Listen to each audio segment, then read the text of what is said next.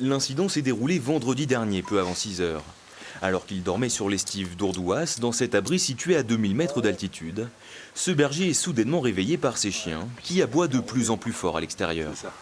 Donc je me tenais ici à l'entrée de la cabane et en éclairant avec ce phare, j'ai vu l'ours et son ourson dans les tapis de réglisse vert clair hein, qui sont là. Et après, elle s'est mise à descendre tout droit dans ma direction, quoi. Une grosse frayeur pour le jeune homme, qui s'est tout de suite réfugié dans l'abri. Malgré le choc, il a décidé de rester pour terminer la saison. Cette charge de l'ours, une première ici, surprend et inquiète les éleveurs, car le plantigrade n'a visiblement pas eu peur du flash. Pour le berger, l'effarouchement, calqué sur celui d'autres prédateurs, n'est pas adapté.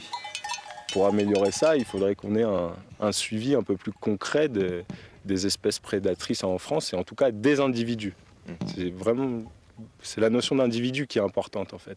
On ne le nie pas, que c'est pas facile à mettre en place, mais je ne suis pas persuadé qu'ils mettent tous les moyens en œuvre pour pouvoir le faire.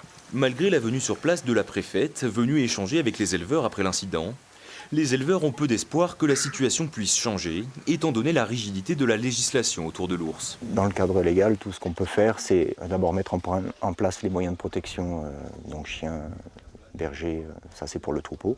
Pour le personnel d'estive, le berger, les pâtres, là on a aucun cadre, enfin je veux dire on n'a aucun moyen. L'ours étant une espèce strictement protégée, ça va être, je pense, long et difficile. Les éleveurs craignent que l'ours soit encore dans le secteur. Depuis ce mardi, l'estive a reçu le renfort de 2 agents pour de l'effarouchement renforcé avec des armes non létales. Ils devraient rester au moins jusqu'à demain.